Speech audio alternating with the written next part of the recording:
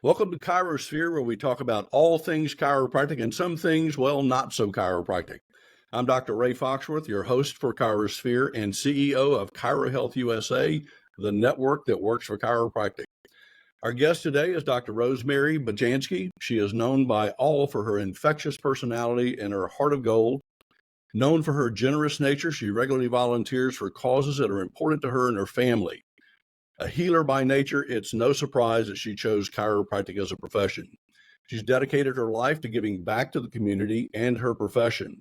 In 2017, she helped found the Women Chiropractors nonprofit organization, serving as its president until 2021. You'll also find her on stage as a sought-after motivational speaker and lecturer inside and outside our profession. Her topics include personal development, business strategy, human resources, communication, growth mindset, risk management, and leadership training. Sometimes the most challenging times in our life lead to the greatest moments of success.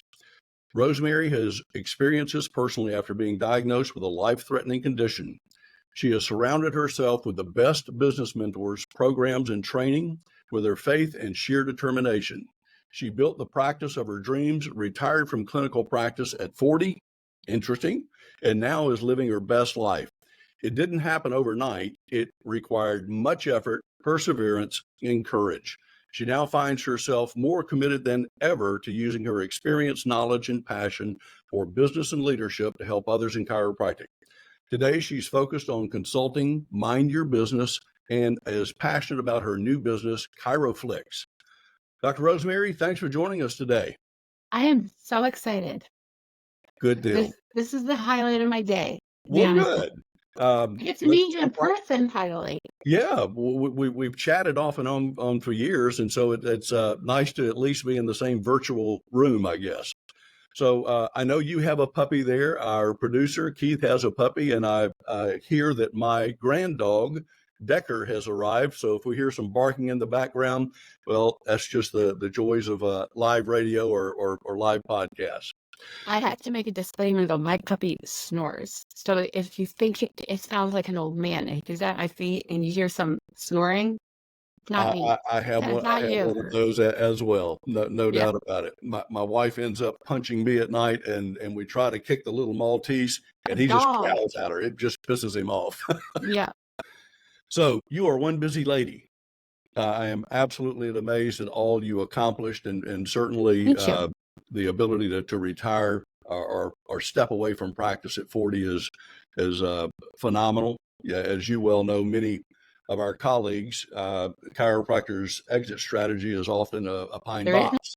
Yeah, it's a pine box too many times. So kudos for that. I fortunately was able to do the same, and after about 38 years, and love practice, but I love life after practice as well.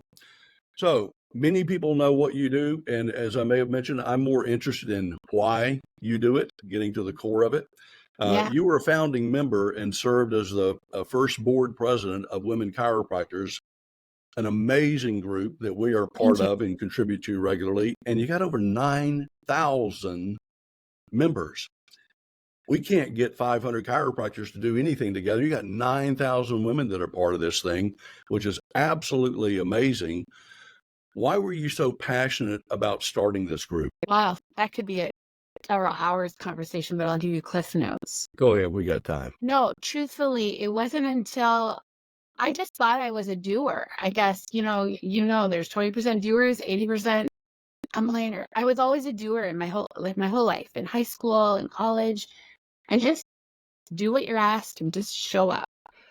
But it wasn't until I think we all went through this, but years and years ago, the whole why, what you're going after, and the sign and sign act, and we all listen. Even that for this year, I had heard, but the whys and the Tony Robbins peel the onion layers back. And I never did that, and I never really understood what motivated me until I truly did the hard work behind it. It's not just I do it for my kids. I think we all do everything for our kids. I would say like athletes say, for God first, for my family second, right? Right. It wasn't that. I couldn't put a health on it until I was going through the Women Chiropractors, and then people are like, what's your why? What's your, I'm like, I don't know. I just want to help women. I didn't have the help. My life, and until I really peeled back the onion layers and both started deep, did I realize that, so I am first generation in Canada, and so is my husband, first generation in America. Our parents didn't speak the language. That's a typical $20 suitcase, come here for a better life. Wow. Okay. Both my husband and I are born to the same, came in the 70s. I learned to write checks, Ray, in second grade when I learned cursive because my parents didn't know how to write checks. So I was writing the checks to pay the bills. They should teach our children that in schools. They can't balance a checkbook. That's But you another see where story for another day. Yeah. my first business thing came about. And when I tell you that, it was because I had to make life easier for my parents. There was an English like language barrier. My mother, they don't even teach phonics anymore in school. You remember our phonics books? I remember Hook on Phonics. Phonics books. My mom would wait till we went to bed, and my mom and dad did our phonics books to learn English. So now, like, I speak English to my mother. I'm going to be 50. I speak English to my mother. She's been in this country more than she was born in Croatia, okay? So I did that. I learned something early on that I just had to show up, do things because I wasn't asked. It was expected, right? Obligations, whatever. Do what you have But then to my do. dad died. Then my dad died as a senior in high school. Wow. Leaving 3 little girls. I was the oldest. My dad was only 43. He had the condition that I didn't know about until my adult, like that it was genetic. Leaving my mom, a 40-year-old widow, with 3 like my little sister wasn't even in high school. So there's where my why started. I felt I didn't steal. My mom had she was not a stay-at-home mom. She helped run a business with my dad. We owned like a party store, but that's 7-Eleven, so to speak. Okay. She helped. She did the shifts, but she didn't go to the bank. She didn't do the bookkeeping. He did it all. She didn't even know that we owned the property, that my dad owned apartment buildings, real estate back in the 70s and 80s with his brother-in-laws. Then there was no will. There You was no really will. didn't have a choice, did you? No. And so here I'm going to, I was accepted to other schools. I chose to stay home because I had to help be a mom to my little sisters. And I chose to stay home because I couldn't leave my mom and help run the business still. We had to step in going full-time university. I had to get a full-time job. And my sister, a year younger than me, helped my mom run the business while she was a senior in high school. We had no choice. We had to learn business quick. And we had to help my mother, and we had to figure it out. There was no mentorship. And then there was pride and dignity. We didn't want to be the widow with 3 young daughters that like lost their home, lost their house, lost their business. We just figured it out. And thank God we had family members and uncles that really stepped in to show us the way, but we still did it. Yeah. All 3 of us self-educated ourselves. We didn't have education funds. We put ourselves through school by working full time and doing it. So that started my why. Yeah. That my success didn't come from someone else's efforts. My success came from blood, sweat, and tears. And I realized at an early age, I knew I was going to be successful in everything. And that's not, one of my core values is humility. So you don't see me like, I drive this and I do this. I live a very normal life because that is one of my core. Do I like nice things? Yes, don't be all. But the humility was there that I just had to, and pride, is I had to make my father proud. And I had to do this. But then I realized that, like, let's fast forward now. That was when I was 18, got through high school, got through chiropractic school, and I'm going to do this on my own. And realized that I was like, that's it. I had it in me to get successful. I had the confidence and I had the support from my family that came without a doubt, right? And I was like, I was determined to be successful. Yeah. So I did everything in my power. And so when it came to the Women Chiropractors, I felt like kind of like my why was I didn't want anyone to be like my mom. Wow. And not have a solution and not have support. or need. I wanted to provide that support at any level of your career, right? So it just came innately. Like, we're Normal chiropractors. extension of who you are. Yes, Yeah. I was already volunteering for my church, teaching Sunday, all the important things. Not a lot of people know that the evolution of Women Chiropractors organization, yes, it started as a Facebook group. Cindy and her couple, there was a few hundred people. She started a few years before we actually started the organization. I met her at a Michigan chiropractic conference, and I was sitting in like a restaurant area crying to my husband. It had been a few years, and I'm not a crier. Let me make sure I tell you, I am not a woe is me. I went through this big thing that when I had to stop being the chiropractor that I dreamed of being because of my health, I kind of fell off the face of this earth. I was already told I can't practice because I want to get around for my children, right? So then I kind of fell off the face of this earth and hadn't gone to a MAC conference in God knows how long. So I decided to go. I realized that there was not one class there for me because it was all related to pain. I wasn't chiropractic anymore, so to Yeah. speak.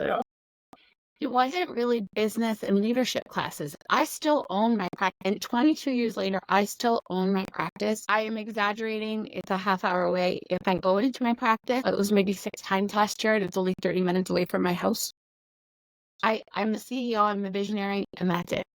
Yep. I have a COO. I have every position in there that runs the practice. I do get a fat check, which I'm proud of.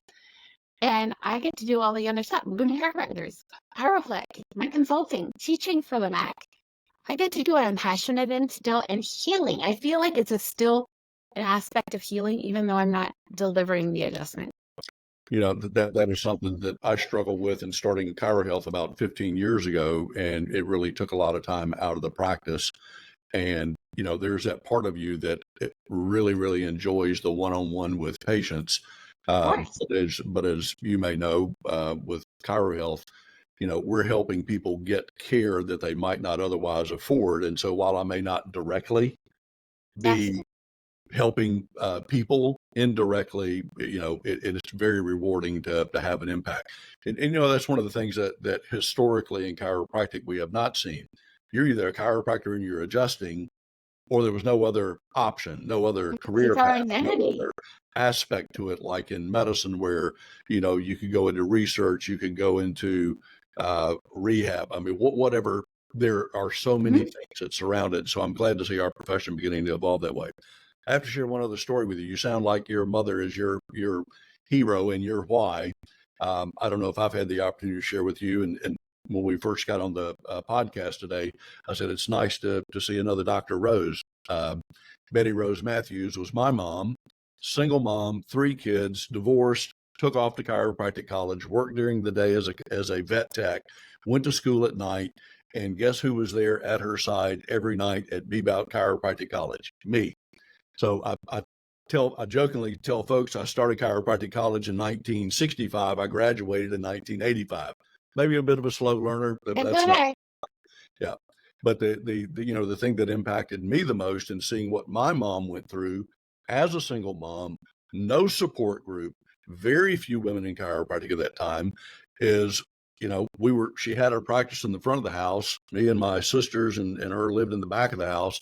And you hear your mom crying one night, and your sister says, "Mom, what's wrong?" And she says, "Honey, I'm down to my last 39 cents and I don't know where the next new patient's coming from." I wish to God that woman had some type of support group, somewhere to go, someone to kind of lift her up and help her along the way. And I see an awful lot of that going on in Women DCs. That's one of the reasons we supported, and just an absolutely wonderful thing to see happen. Did you I ever think that's what envision? we're most proud of is people don't know. They think it's just a Facebook group. Yeah. They don't see what we're doing as an organization, as a nonprofit, that we've had, I think we're on a 7th year of the reentry program, and the reentry, Christy's taught in it. And we have probably, again, I stepped down as being president last year, so I don't know the metrics, but over 150 to 200 women brought back into practice That's through our phenomenal. mentorship. And We provide weekly mentorship for free to a group of women that apply. That what Cindy, and I commend Cindy on this, is when she was dealing with her own coming back into after having a life-changing situation, there was no like, how do you come back? You call your state association and they're like, well, is your license current? That's about it. That's it. That's it. Is your license current? So if you got your license current, you can come back. You haven't adjusted people in 5 years. Right. You don't know what's current in the GFEs. Like, you have to do no surprise act, this, that, all this compliance stuff. You have no idea because you fell off the face of this earth for 5 years to be a mother or to take care, be a caregiver, or whatever reason, and now you want to re-enter the profession. We don't have a Not at all. national guidelines. So the No, women chiropractors, we just made it. We just did it for the sake of helping these women come back. got it. So as more of the profession comprises women juggling, like you said, career, family, life, what do you think needs to change in how many men that might be in a position to hire, or even other lady doctors who might be full-time in their practice? What do we need to change in the way we think about hiring a female chiropractor who chiropractic is maybe what they do, but it's not all of who they are? And I know historically, I mean, true confessions, I can remember 15, 20 years ago when I would need an associate, I'll just admit it. I was really mindful of, well, I'm going to hire her. Is she going to get pregnant? Is she going to have to take the kids to school? Is because my deal was, hey, we start at 7 in the morning, we're done at 6 in the evening, and I don't want to hear any reason why you can't be here, which is, sexist to me, admittedly. No, but there's a different mindset. Yeah, and it was because that's the way I grew up and that's the way I operated. But we have so many women that are in the profession now that I think there needs to be a change in the mindset or a shift in the way of thinking about when it does come to hiring a female chiropractor versus a male. We need to be more open to that. What do you think the guys like me, the old guys, need to change in their thinking to be more accommodating and to really be able to bring women into their practice? What are we doing wrong? I don't know if that's what we're doing wrong, but in fact, conversations that we're having right now, more broad-based like this, because awareness. So I was you, Ray, 7 years ago, 8 years ago. I needed someone to cover me. Like, I needed a new associate. And I'll never forget this. A pregnant woman walked in for her interview. I think she was probably 6 or 7 months pregnant. And in the back of my head, I'm like, how am I going to get 36 hours a week out of her? And I didn't know she was pregnant coming into the interview. And then basically from the start is, just so you know, I want 6 to 8 weeks off. And the baby's due in 2 months. There we go. Feed the beast. Yeah. I love it. I just said them as next. So I was almost blindsided. I didn't know how to even pursue the next part of the interview because I'm doing numbers and I'm trying to factor how this would work, and it's not going to work. Yeah. She asked me then, I can see that you're struggling. Would you entertain part-time? And in my head, was there ever such a thing as part-time chiropractic in the 20? No, it wasn't. Okay. So it was a strong no for me. Yeah. But here now, the power of social media, I friended her. I watched her. Boy, did I lose out. Successful, part-time mother, walked in the clinic here in Michigan that someone else hired on the other side, like an hour away. Mm-hmm. But I realized that, like, I messed up. I judged, I quickly. So again, let's go to the conversation here that what you post. What can we do about it? So we have to have that communication in interviews. I would say about 75% of the contacts that I look at don't even have a maternity clause in there at all. It's not even a thought. Yeah. It's not even a thought. And let's make it all. So let's start with planting with seeds. Just have the talk with a thought, and all else will come later, that you're open-minded about potential maternity leave or letting her go off part-time for the next 3-4 years, you're still going to get a stellar worker or Absolutely. employee. The You other start too, factor, the other factor here is I find in the Women Chiropractors page and profession, and all the conversation that I have is this is why more people are going out on their own, trying to do it on their own, because they don't get the associate role that is ideal for them at this time, or they think they could do it on their own because we pillage our young, so to speak. You hear this all the time. Sure. And I was just interviewed last week about this. Mentorship is what's missing. And I'm going to, not to offend you with your generation, but let's go back generations ahead. Where when I talked to Beth Zog years ago, Clay Thompson's granddaughter, she said the mentorship was there. They got together cigars and highballs in the basement of someone's house with tables everywhere, and weekly they mentored each other. There was no competition. This one did this technique, this one did this technique, but there was mentorship. And what I find in most associateships right now, Ray, it is mentorship. I need to pop out more numbers. I want to go golf. I want a vacation, but the mentorship component is missing. Yeah, that's unfortunate. Well, listen, And we're I going to feel take that if we mentored more in our associations, we wouldn't lose them. I would agree. Well, listen, we're going to take about 30-second break to hear from our Let's do that. sponsors, and we will be back shortly. All right, welcome back, everyone. We're having a conversation with Dr. Rosemary, and this is supposed to go 30 minutes today, but man, we're 25 minutes in, and we're just getting started. I got a feeling we may hang on after the podcast and continue to chat. I'm really enjoying this. So I have another question for you. We're seeing enrollment in chiropractic colleges really shift more toward women, more than there ever have been. Why do you feel like more women are gravitating towards chiropractic as a career? I think awareness, again, accessibility to chiropractic care. I only knew about chiropractic because I would follow my mom I would drive my mom or go with her when her back was bad. I didn't know about chiropractic. So now more kids are being raised. Now, I have chiropractic patients who now in college are like, hey, Dr. Rose, I'm thinking of being a chiropractor because of awareness and accessibility. They've been where our generations, kids didn't go to the chiropractor. So more women and young women, and like my daughters, all her friends, they all know about chiropractic because chiropractic's in their life. They grew up around it.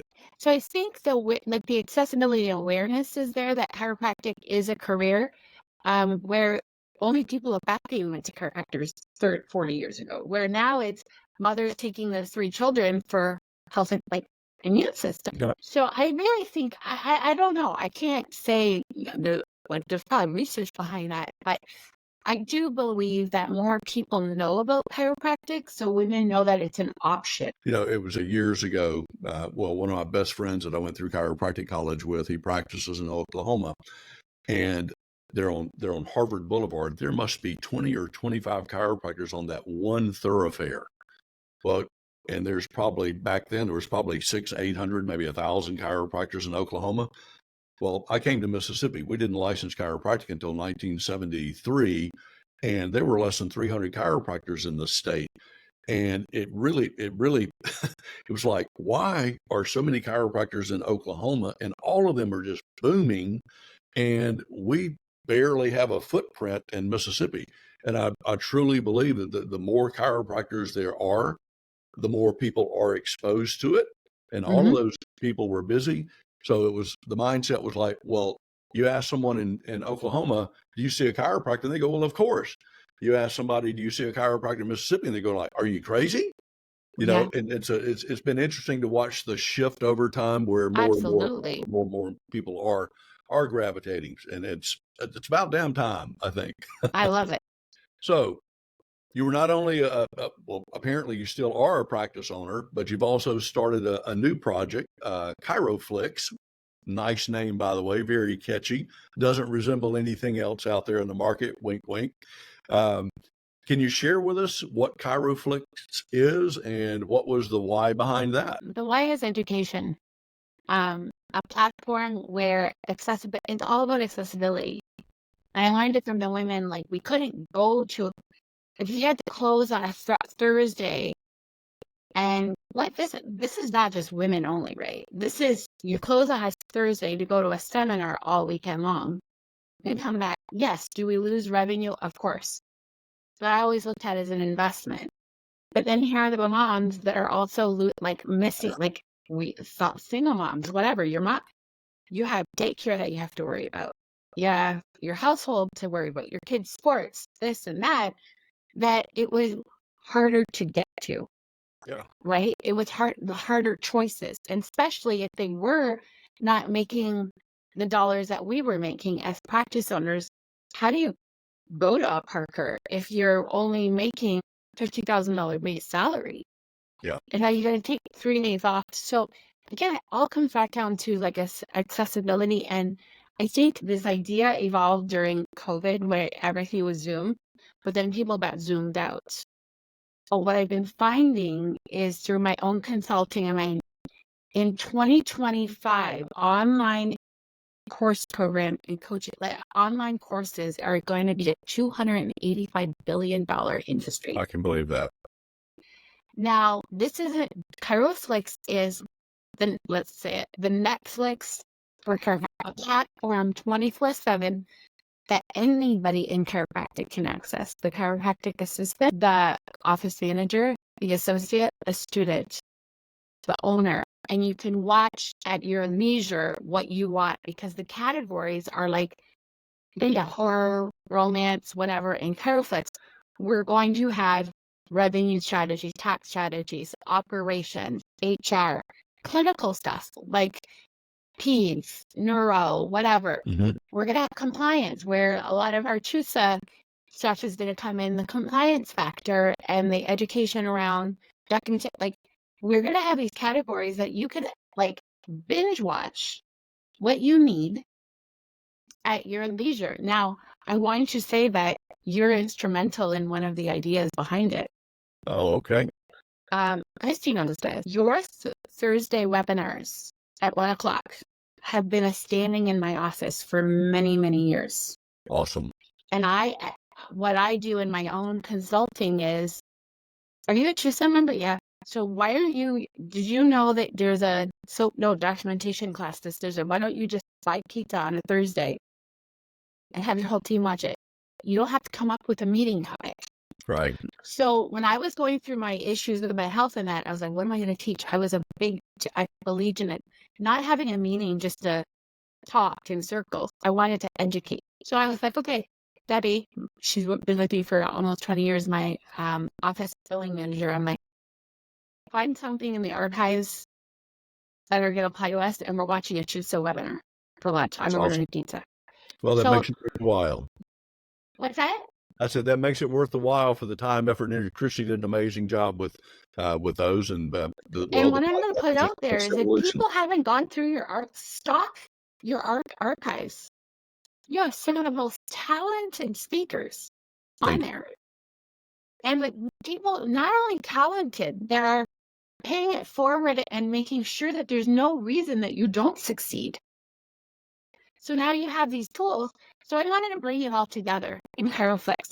A part of this was that everybody in different levels of their career can also just succeed. There's a lot of people. Now we see the shiny people on stage. You know all the names on stage that are the shiny brands. Sure. But in Chiropractic, we have geniuses that can teach. Right. And have so much to give, and they just don't know where to start, or they don't have the chutzpah to get on stage and talk in front of 500 people. So maybe what you're creating is kind of the TikTok for the next generation of people who are going to be on the stage. So it's twofold. There's a subscription aspect where chiropractors can be $29. Watch unlimited 15-minute, 20-minute, 30-minute like content for free. They're paid $29, but my platform partners are giving me content to educate. That's awesome. But then on the flip side, I think paid to play, like pay-per-view. Mm-hmm. You have something, I say, like Christy and I were talking about this. How many people have, even your Google Drive right now, how much content do you have recorded that's catching cobweb. Oh, tons. So let's put that on to educate so that people know about Jusa. But then the profitability thing and the business plan around this is that Jusa does well as well. Or if you have a module, if a coach has a 6-part module to something, they can sell it on ChiroFlex. But they've also done their educational component. Yeah, that's awesome. We're loading videos. It looks beautiful on the inside. We have 47 platform partners already signed up. We're just waiting for the content. Awesome. And the second phase of this, Ray, is, to be honest with you, is start to bring in CEs and sponsors. Just like you have sponsors, is to bring in awareness and sponsorship. So this is a real ultimate education platform for every chiropractor to succeed and be educated on. That's awesome. So, we both worked in chiropractic for a few decades now. Where do you see the profession heading in, say, the next 5 to 10 years? What do you see as our maybe biggest challenge and our biggest opportunity moving forward as a profession? What you're doing at the higher levels and what Christy's doing, with all the, let's call it the pounding of the pavement politically, nationally, that is great. I commend you guys because we need more leaders. Not ICA leaders. We just need more leaders to create, like Chrissy's not even a chiropractor, but I believe that she gets a diplomat in chiropractic. Well, I bet if we checked her DNA, there would be a DC in there somewhere. I agree. But you see, she's not even a chiropractor, but she's a leader in her profession. So now they have to motivate, starting in school and at our state levels, is get more leaders. And I always say, I'm always asked to get on the board and do this at the MAC. And I'm like, I don't do politics. I do education. Right. I'm on the education unit. I will teach at every seminar you have because that's what I'm passionate in. But it's still servant leadership. I'm serving my state association whenever they need me to provide services for them to educate and empower. I think we need more leadership across the board. That it doesn't have a title over it, and it doesn't have, it's leadership in chiropractic. Yeah. That's one of the reasons that we sponsor, we have the Foxworth Family Scholarship that was dedicated to my mom and dad, both of who were chiropractors. And part of that process is when they apply, there's some essay involved, but it really is, it's $25,000 a year scholarship, $10,000 to the student, 10 to the college, and $5,000 what I call beer and pizza money to the student. That's really why they apply, I think, for the beer and pizza money. But the intent behind that was to help us find more our future leaders and to encourage them and support them. So I agree. The days of the chiropractors griping, bitching, and moaning about all the problems going on, but they don't join their association. They don't join the national associations. They don't get involved.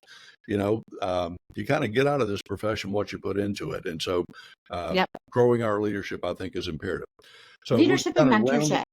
We're kind of rounding the corner now. So I've got some just for fun questions. What's the worst job you ever had? I've never had a bad job. Well, there you go. That's awesome. Even in high school. That is wonderful to hear. I worked at a hardware store in high school, and I loved every minute of it. My gut is that's just part of who you are, that whatever you're supposed to be doing, you do, and you make it what you make it. Yeah. It's grit. Yeah. So you mentioned helping your mom a lot.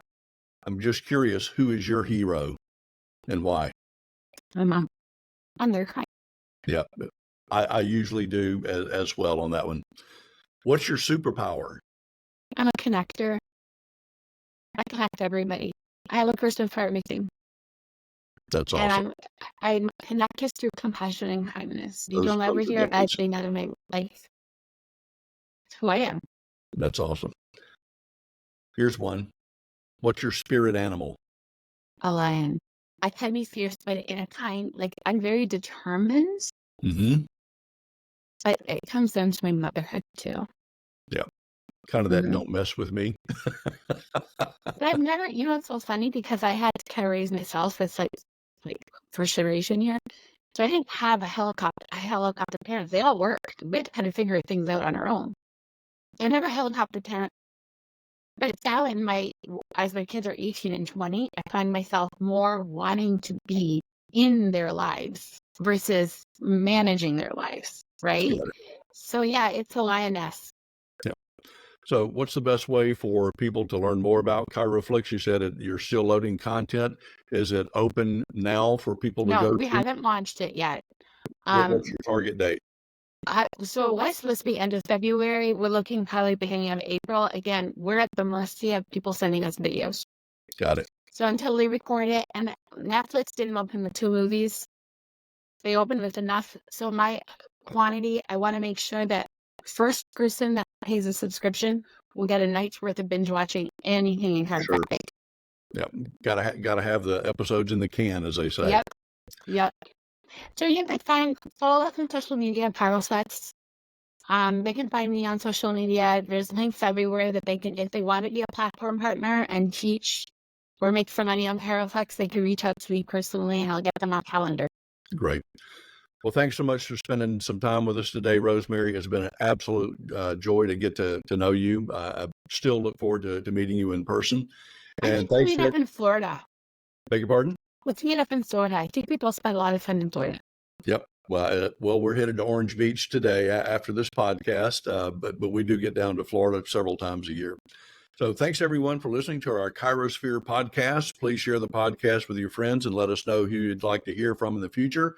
And also any topics that might be of interest to you, whether they're directly related to chiropractic or not. We'll do our best to get all the requests filled. Until then, give us a call if you're interested in joining Chiro Health USA, the network that works for chiropractic and for you.